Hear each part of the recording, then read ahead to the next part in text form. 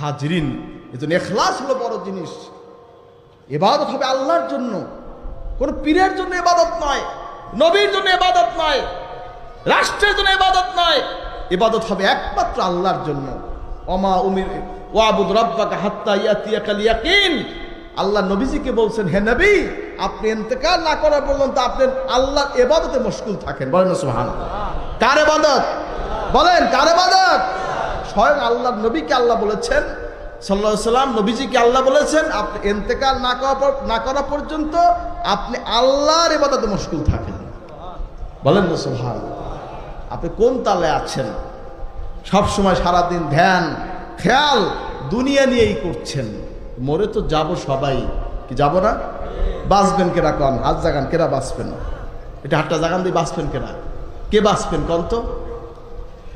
যদি দুনিয়া বেঁচেই থাকতেন